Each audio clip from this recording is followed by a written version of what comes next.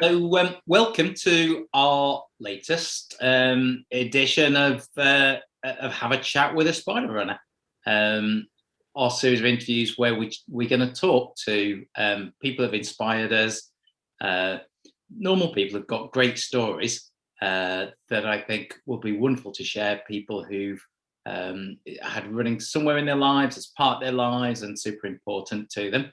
And we are absolutely chuffed to bits to have the superstar that is Rich Tisdall. Hey, Big Rich. Hello, lovely to be here. Thank you. I've not known for ages, but the year that I've known him has been absolutely fantastic. Susan's known him for an awful lot longer, so Susan's going to lead this conversation, and we're going to learn a lot about Rich, your life and your history in running. So over to you. 3 years, Mike. It was the first time I met you. Was at the 10-year anniversary of the Thunder Run. It was. Which, believe it or not, is now 3 years ago. Blink it out. Because you kind of like forget about the lockdown. Exactly. Period. Yeah. So I've kind of known Rich for about 18 years now. We figured out, wasn't it? And regularly would meet up once a week for Rich to punch me in the face, mainly round about the years. We met through martial arts, the martial arts of Cayman Wing Chun. And from that, we started running and training, and we started a little group called Tea and Biscuits, much to our instructors' disgust, where we would go and do runs on a Sunday and have tea and biscuits afterwards, which is how we first started running the Thunder Run, the TR24. But Rich, your story with running kind of starts earlier than that, because I started running because of martial arts, but you were running before martial arts, weren't you? A little bit, yeah. I guess I turned 30, 30-ish, 31 years old, and was incredibly unfit. I'd had a number of years of tempestuous living, if you like. We'll probably go into a bit more detail about that in a minute. But I was married. I'd been married for a couple of years, and my wife became pregnant. And I was, I think for me, there's lots of moments in life where you're presented with choices, opportunities, and the choice was, do I continue in the vein that I'm in, so kind of drinking, being unhealthy, not eating well, occasional casual drug use, all of these kinds of things, or do I sort my life out, basically? So that was the moment, if you like, and it was, I for once in my life made a good choice, and I said, right, I'm going to start running. And I got in my head, we had a dog at the time, I got it in my head that very near me, I think you probably know it, Susan, in Bricket Wood, there's a place called Riverside, runs along the side of the River Ver. It's about 0.7 miles long and about a kilometre, for those of you who prefer kilometres. And I said to myself, right, this is where we'll start, and I'm going to run from one end of this to the other end of it. And I got about 100 metres, and I thought my lungs were going to come out of my nostrils. I was going to vomit. Everything hurt. I literally couldn't breathe. I mean, I probably was still smoking at the time, or maybe just in the trying to cut down and stop smoking process. And it was awful. Really, That's really very awful. Similar to one of my first runs, which I threw up behind a bush, I think, after about 3 minutes. And I just thought, in my brain, I thought, this is just not going to happen. I can't, I said to myself, I can't do this. And of course, I don't know, something in me though, there was a drive to say, actually, that's not good enough to say you can't do this. And actually, I'll be honest with you, for probably in the 15 years preceding that, I was always taking the easy road. I was either seeking kind of pleasure, quite selfishly, or avoiding the difficult things, whether that be difficult conversations, situations, issues at work, all of those things. I was always looking for the easy road to avoid it. And so for me, if you like, that was almost that moment where it was kind of like, no, do you know what? We need to do this. So I carried on, and I made it to the end of that day, most of it walking, probably, lots and lots of kind of coughing and spluttering. But literally from then, over a period of weeks, I built myself up to the point where I could run from end to end of that, without stopping. And then it was, I can go a bit further now. And then the milestone, that first milestone, I think after a mile was, okay, I think I can do a 5K. I look back on that now, and for me, that, was literally life-changing. It then became 10K, and it just progressed from there, and to the point where I've literally just done 100K a few weeks back with yourselves. My first 100K, I should say. What an incredible feeling, achievement. But if that person who completed that Sunday morning at Thunder Run looks back at best part of 20 years previous, to think that you could make that transition, that leap, seems almost incredible. Over the years, I've grown a deep sort of love for running. Doesn't mean I do it all of the time consistently, and there are still times where it's really, really difficult to either motivate yourself to just get up, get out and run. That might be if you haven't got an event planned. It might just be because you're not feeling good. I'm going to jump around a bit because I think that's just how my brain works. But in 2019, I'd had some real issues. My mum was incredibly ill, unfortunately. There was lots of stress with work and what have you. And I know that the one thing that kind of grounds me, allows me to kind of sort out my problems and all that sort of stuff, is running, but I wasn't doing it. And the sort of conscious part of my brain saying, okay, you know what you need to do now. You need to go and have a run. And immediately the other part of my brain's like, yeah, but I don't want it. And so I was going through these really awful struggles. Culminated actually on a holiday, and almost spoiling the holiday, myself and my wife having some difficult times. And that was the point at which I sort of turned around and said, do you know what, I actually need some help here. I'm not okay. I haven't been okay for some time. And it wasn't an excuse for what had happened, but it was a reason for why I was where I was. And that to me was almost, it's funny, having done that, I've not stopped talking about that since then, but up until that point in my life, I did not tell anybody about anything in terms of, really deep-seated feelings, difficulties, etc. from the past. And so, that was the point at which I sought help, professional help. And the funny thing is that immediately I started doing that, I started running again. Yeah, that's kind of quite interesting, because if you relate something in the past that you used running to kind of like sort out and calm your mind and stuff like that, but then when you're seeking professional help, that opened the doorway for you to be able to run again.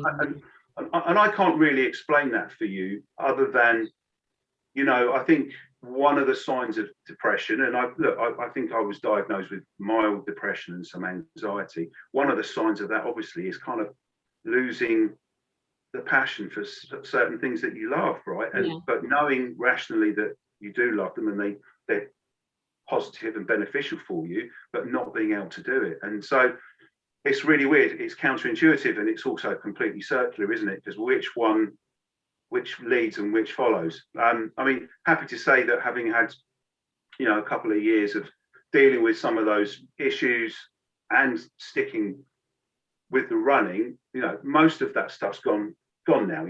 Anxiety, I don't think ever goes away, and there's always this constant low level of it. Look, we've all been through in the last year and whatever awful experiences, to a lesser and greater extent for everybody. Yep. And certainly for me, and I think you touched on this in your intro, being able to run during lockdown, when we were in the proper first lockdown, it was like you get 1 hour exercise a day. Without that, I don't know what I'd have done, if I'm being truly honest with you. Yeah. Definitely crawling up the walls if you didn't have that kind of a escape and stuff like that. So sorry. I'm sorry, it's awful. You can cut that out if you want. So you talked about your relationship with running, starting off within your 30s and you making a distinct choice to change. Was there any particular life changes at that point that made you? My wife became pregnant with our first child, and it was really clear to me that I was on the wrong path to be a good dad. In terms of the example I could set to my children, even just the example of kind of living relatively healthily and being active and eating okay and all that kind of stuff. It was a really conscious decision on my part to change that narrative really for my life, which as I say, up until then had been tempestuous, certainly from my mid-teens up until up until that point. It's funny because actually I did have a relationship with running many years before. I think I said to you before we started, just in chat, that first experience of running, and for most people this will be true, is as a child. And when you look at the joy on a kid's face, and they're not running for any particular reason other than the fact that it feels good. I mean, humans are pretty much designed to run. The running machine, as soon as you put the one foot in front of the other, you're running. I ran a bit of cross country at school. I was okay. I liked it. I quite enjoyed it, but began to get into bad company, primarily when I got expelled from school. And that really happened due to becoming quite rebellious at being sent away to boarding school. I was experiencing, like many teenage guys do, I think, some difficulties adjusting to life and the transition from childhood to adulthood and all that kind of stuff. And there was other family issues at home and what have you. And rather than sort of seeking positive outlets for any aggression, frustration and what have you, I sort of just began to play up and rebel, which culminated in me eventually being expelled from school, running away from home, squandering opportunities and chances, really, and getting onto quite a negative spiral of making poor choices, progressively more significant consequences for me. So obviously I stopped running, and I was too interested in sort of chasing fun, chasing feelings, and taking the easy life, if you like. I got myself to the point where I got in severe enough trouble that I landed myself a spell in prison, which is rock bottom, I think, by most people's books. But even that afterwards was not enough of a kickstart for me to make really deep, significant change. I was much better. I met my wife in, I don't know, maybe 1995 or 1996. But there was still a period of a good few years in the early part of our relationship, certainly before we got married, where, I guess I was like lots of people looking for something, and I didn't really understand what that something was. And I certainly hadn't found any sense of kind of peace or stability in my life. And really the kind of conflation of my wife becoming pregnant, me realizing that actually now this is time to sort yourself out, that was really the kickstart then to start running. And as I said, for me that was life-changing. You've referenced martial arts, Susan.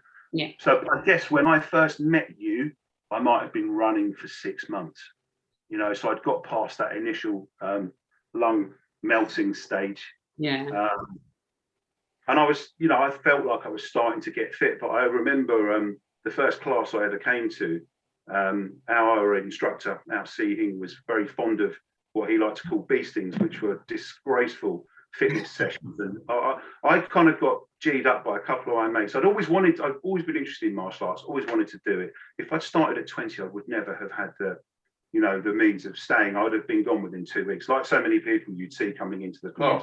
And I remember the first ever class, it was a beasting night. I had no idea of this. And the first thing he said after, the warm-up nearly ruined me. And then he was like, he just said like 50 push-ups. And I heard this, I was like, are you joking me? 50 push-ups. And I probably did about 5 or 6.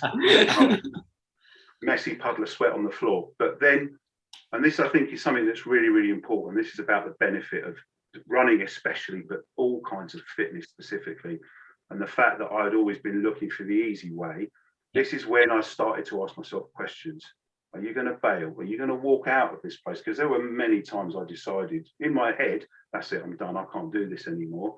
Yep. And somehow the answer to that question was always, no, I'm not. I can do one more push-up, or I can run for 1 more minute. I've got to walk for a minute, but that's fine, because then I'm going to start running again. And that built over time. And that does so many different, really positive things for you in terms of building confidence, self-respect, self-esteem. If you're trying to get fit, look, I still now, I don't have the best diet. I like balance, and I'll drink a bit and I'll eat a burger, but then similarly, I'll eat really healthy food and I'll try and look after myself. excuse me, and I do think balance is really, really important. But what starts to happen if you keep asking yourself these questions, if you keep pushing it, and if you keep making it a little bit harder, and I know this isn't for everybody, but this is what worked for me, you start getting into that special place which exists outside your own comfort zone. And then you start looking at other people who are existing outside their own comfort zone. And for some people, their comfort zone might be just sitting on the couch having a beer and what have you. And so getting off that couch and going and doing 5K is a step way out of people's comfort zone. So this isn't about doing ultras or anything like that. This is just about finding your limit and then going, well, what's beyond that? Yeah. That for me has been the purest motivator across all of the years. So I can be negative, I can be down, I can be like, oh, I'm not going out today, I can't be bothered. I can look at my running shoes and they're literally kind of taunting me. Nah, you know, you haven't got it. And I'll be like, yeah, you're right, today I haven't got it. But I will get to that point where it's like, actually, do you know what? Yes, I have. I'm going out and I'm going to do what needs to be done. And so with time, and you know, Susan, you mentioned the Tea and Biscuits Club. You know, we did 5Ks, we did 10Ks. Then people started looking at half marathons. And I don't know, I think out of our group, I might have been one of the first ones to say, all right, you know, I'm going to give a marathon a go. And here's an interesting thing, because I got very caught up then in this, I've got to get a sub 4 hour marathon. I've got to get a sub 4 hour marathon. I've only done 3 marathons. I've never gone sub 4 hours. And I think I mentioned this to you at the Thunder Run, Mike. Yeah. For a long time, that was just eating away at me. And it was something that I felt was really, really important. And then I'd sort of had a word with myself and said, well, actually, is it that important? Because that question, can I do this? You know, that question yourself, can I do this? Can I do another of this? Can I do 20K instead of 10? Or, you know, what if I can is the follow-on question, but then the follow-on question is, what if I can't? Yep. Right. And I've sort of accepted the reality. And of course, now I'm sort of approaching 50. I'm not getting faster, I'm getting slower. I'm not going to do a sub 4 hour marathon. You know what? That's all right. That's okay. It doesn't matter. And so in a way, what I'm saying is that it's as important to not be able to meet certain challenges and find out what that feels like and how you handle what comes off. Coming to terms with your limitations, isn't it, in some ways? But then also then adjusting to what your next goal might be. Correct. Which, you know, it might not be a distance, but it might be a place you run, or at a time it might be to do it at night in the middle of nowhere with just in the pitch dark, you know. That's so powerful. I think one of the reasons we started Spider Runners was very much I think a lot of people get hung up, don't they, on very much what you just said, driven by the press, driven by the running magazines, driven by running clubs of saying, and Strava of saying you've got to do a such and such 5K, a such and such marathon. And the reality is you don't, just like you said, the reality is you run for enjoyment or for whatever your reason is. It shouldn't be about, you know, hitting a certain time on your watch. No, and it's funny that you mentioned that. I mean, for me, I think Strava's incredible, and I think all of the tech now is incredible, and the Garmin's and all of this kind of stuff. It's all absolutely brilliant. The gamification inside Strava that allows you to either challenge yourself, or if you're running the same segments as people, you know, go, oh, Leroy Rogers owns this segment. That happened to me the other day, and a bit of my brain went, no, he can't, I must. But then I was like, well, no, it's not important. Yeah. But you know, that's good. But you know, I think stripping all of that away sometimes and just taking it back to its barest, you know, I think I described this in a post on inside the Spider Runners group.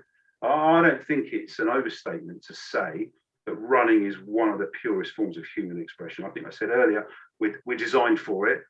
And actually, when you get into that state, I know some people talk about runner's high, flow, whatever you want to call it. When you're just in that moment where literally nothing else matters, and your feet don't hurt anymore, and your breathing's just happening, and thoughts are just blowing by, and you're not kind of snatching at them and all that kind of thing. There is, for me, nothing purer than that. So my advice, you know, sometimes just take it back to the basics. Put your shoes on, get out the door, forget your watch, don't worry about Strava.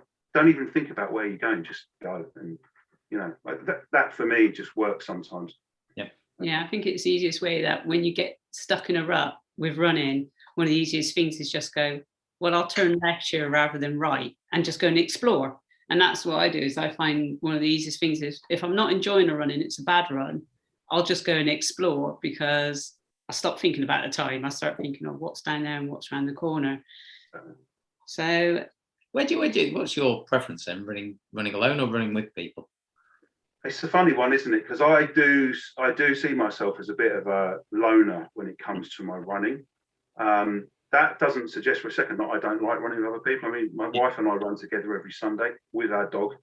One of the dogs, because the other dog's not a runner. She's like, no, I'm not running. But I love that. And for me, for us, you know, with parents, and we've got our work and all life and everything, that's our time together to just kind of chat and run. And so that's lovely. But I do really like running on my own. I like to get up, you know, early mornings, get out when it's beautiful. I say alone, my dog is typically with me. You know, he's the best run buddy in the world, but he just gets on with his thing. I get on with my thing. But conversely, I'm equally as happy in a bunch of kind of like-minded people, chatting, you know, laughing, doing silly things, singing. Even. Although you're not like 17 in the middle of the night, do you? No, you don't. You get a bit angry about you 17. So yeah, I guess the answer to that really is it depends on the situation. But you know, for me, it's almost a sort of kind of moving meditation, complete mindfulness, letting the thoughts come and go. I tend to resolve a lot of issues while I'm running. Tend to get inspiration for things. If I've got problems with work stuff, it's sort of, of course. That happens when you're just doing, right? Effortlessly. I find out a lot, like when I go for a run, if I've got a problem, if I go for a run, I might still have the problem when I come back, but I'm not stressing about it so much. I'm looking at it in a calmer, kind of like more kind of focused kind of way. So we kind of talked a little bit about like your kind of running philosophy and stuff like that. But what's kind of probably the most stupidest thing you've ever done whilst running? About all the positive things, you know, like mine's been like putting on a pair of shoes and thinking I can run 35 miles in them brand new. Oh, I mean, I've done that. I've not the 35-mile thing, but you know, new shoes that I just want to get out and run in them, and then running far too far and really, really suffering for it. I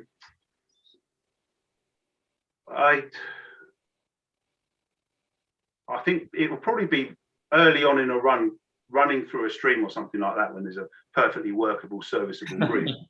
The dry day, it's not wet. You've got no reason to have wet feet, and now you've got wet feet, and off you go, and you've still got 5-6 miles left, and you know it's blister central by the time you get home. I'm amazed you didn't say running 10k lap a few weeks ago with us, dressed in full Deadpool outfit with the mask, and about 23 degrees, wasn't it? Yeah, I guess that was quite stupid on reflection, but it had to be done. There's no other way to describe it really, and I did actually really, really enjoy it. I sort of paid for it, but I probably lost about 2 stone on that first lap just in water.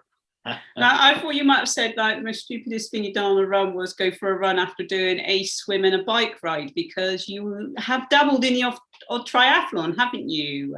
I dabbled a little bit, and that was really it was almost peer pressure. Again, our martial arts instructor became quite interested in triathlon, and you know, I'm one of my faults is I can be quite easily coerced into doing things sometimes. Yeah.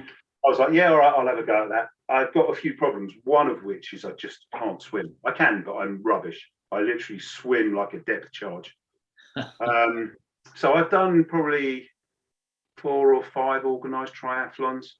I like cycling. I'm okay on the bike. I'm not the fastest.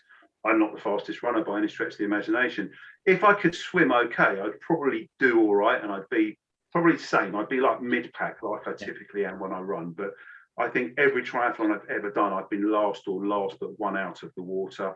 I've had guys in kayaks going, "Are you all right, mate? Are you sure you're okay?" Like that. But I'm bloody minded, so I might be sort of doing my doggy paddle to get to the end of the swim. But But anyway, look, I gave all that up. I guess for me, the finest experience I had doing triathlon was in the Lake District. I did the half iron distance Wasdale triathlon, which the full version of that is, they argue it might be one of the hardest triathlons in the world. Standard distance, that is. And that sort of took in a swim across Wasp Water, a little run up and over Scarfell Pike, which was just an absolutely phenomenal experience. It's supposed to be a half marathon, but that was a 15-mile run. Oh, sorry. And then, of course, the bike, which was about 52 miles, up and over Hardknot and Rhinos passes, both directions. If you know the lake, I mean, the worst bit of that whole experience, apart from the swim, obviously, but I blanked that completely from my mind. The worst bit of that entire experience was I'd gone over the first pass, over the second pass, done the big loop, but then I was on the return leg and I was coming back over what was originally the second pass, and I got passed, and I was literally standing still on my pedals trying to go up, and I got passed by this guy, and he must have been 70 odd. He was on some Doors Champion or whatever that bike was called, triple chainring on it, and he literally sailed up this mountain pass past me, and I was a bit like, yeah, this game's not for me. But it was a fantastic experience. I finished it at that point in my life. That was literally, without a doubt, the hardest thing I've ever done. There were bleak, dark moments. There were, but the exhilaration of finishing something of that magnitude in the dark, having started at God knows like 6 o'clock in the morning and finishing in the dark, just sort of seeing this procession of head torches going down the side of the mountain. It was a really special experience. I've just remembered something which I thought about earlier. So for me, all of these things, when you start to get into the realms of doing things that take you way outside your comfort zone, every time for me, it's a transformative experience. And maybe that's what I'm looking for. It's that sense of the guy that finishes is not the same guy that started. He is, but there's something different. There's an extra layer, whatever you want to call it. But anyway, safe to say, I don't do triathlons anymore. I stopped it. There's a couple other reasons for that. I think I talked about the simplicity of running. Triathlon is the complete antithesis of that. You need a bike. You need a bike. You need a wetsuit. And they don't have to be the best ones, but you get caught up in all that kind of stuff. And I've got a stupidly expensive bicycle sitting in my garage that's just sitting there gathering dust. I like to ride it, don't get me wrong, but I don't know. I think that the simplicity of running just makes that feel so much better than being caught up in all of the gear and the stuff. Although you've got quite a lot of shoes, haven't you? So he does, not me.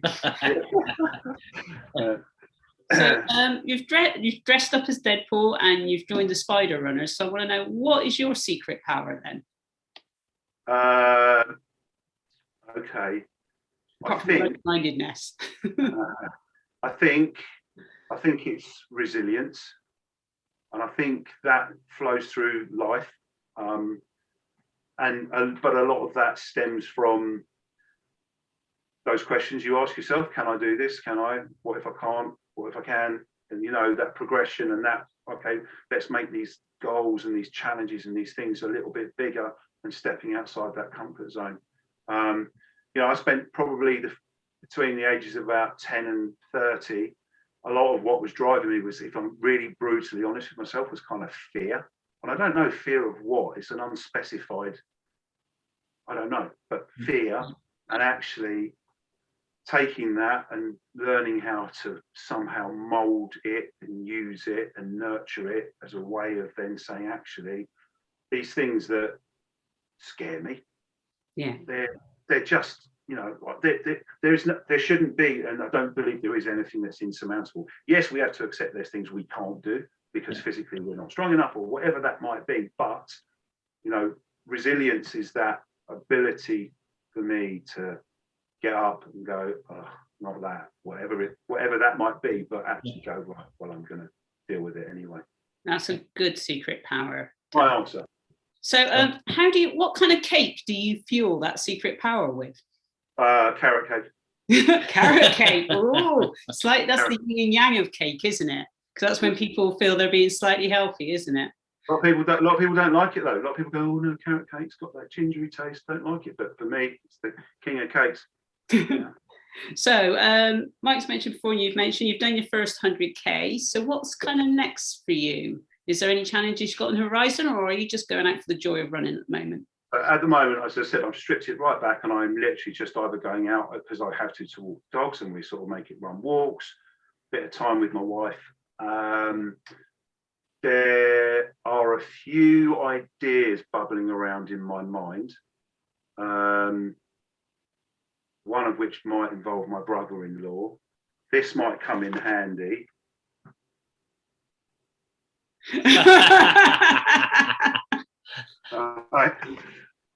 So this is just a sort of unfounded maybe type idea at the moment, but we're feeling sort of mixing a few passions together. Yeah. You know, scenery, whiskey, running, maybe a little bit of running, mountains, all that kind of good stuff. Scotland. not so this won't be organised. This will be sort of something that I feel the need to do. That's another thing, actually. It's not necessary to go to organised races all of the time. There's absolutely nothing wrong with it, and you know, I love it. And things, for example, like Thunder Run. I mean, for me, that's probably the best running event I've ever attended, hands down, without a shadow of a doubt. Done it. No one knows how many times I've done the Thunder Run, by the way. Yeah, I don't know. It's a bit like that uncertainty principle. It's when you try and observe it, then it keeps changing. So I might have done it 5 times, I might have done it 7 times, but no one knows. But no, that sort of that there's no need for things to be organised. You can just say, right, I'm going out for a run, and actually, why can't I run 50 miles on my own just for the sake of doing it? You know, I like, you know, talked about this thing about the comfort zone. So I'm interested in inspirational people that have gone miles outside of their comfort zone, because you look at them and you're just like, wow, I mean, that, you know, this is almost superhuman. And when you look at some of these guys, and I try and pick this sort of stuff up on podcasts and what have you, and you're like, what did you do? You know, the longest unsupported bicycle ride around the world. I think it's Mark Beaumont, the guy that did that, and he's not done it once, he's done it twice. He set the record, and then about 10 years later, it had become kind of sport-based and pro and elite and all this kind of thing. And he then went back and went, all right, I'm just going to beat the records again. And you're just like, how do you even begin to countenance doing that in your mind? It's like some of these challenges, you go, how do they think of it, isn't it? Yeah. But it's daring to say, actually, right, well, I'm going to do that. I'm going to say I'm going to do it, and now I'm going to do it. I just find that fascinating, and it's amazing to look at. Is there anything else on the horizon, really? Probably Thunder Run next year, if it works out time-wise. And as you know, we're hoping to get the Spider Runners together for that. So you need to be one of our leaders. Yeah, I'm with that. I mean, I am with that, and obviously, you know, the mighty god of Thunder Run, Thor, will no doubt be present. You know, and that's all. I think that's on the cards, probably. Hopefully, if it works time-wise, and then is there going to be a target for that? Difficulty of the previous Thunder Run for me is, as I was going through the afternoon into the evening into the night, and I did actually have a bit of a rest during the night.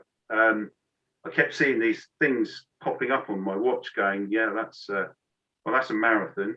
Done one of these before, but that's fine. Oh, that's 50k. I've never done that before, and then it's 30 miles, 40 miles, and so these PRs keep going. You can only do that once, can't you? So, no, it's true. What I do now, I mean, I could do just another lap, right? 110k. Yeah. Or I could be a bit more ambitious and say, well, I'm just going to stay awake all night and keep going. Join the 100 club. Yeah. The proper 100 club. Yeah. See how not the metric one. How I summarize a good conversation is, it sounds daft, this, I can't summarize it. I think what's going around in my head, talking to you, listening to you, Rich, is just like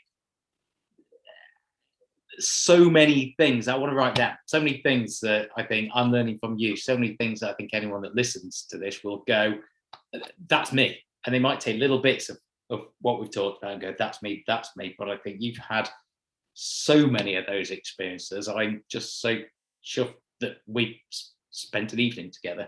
Yeah, no, me too. I mean, this has been really good. I think talking about this stuff's really, really important. I know, like, I'm sharing stuff here, and I know there's loads of other really interesting people that are going to share stuff as well. Something from our martial arts life and experiences is that, you know, your teacher will tell you that he's learning as much from you as you're learning from him, and everybody's got something to teach somebody.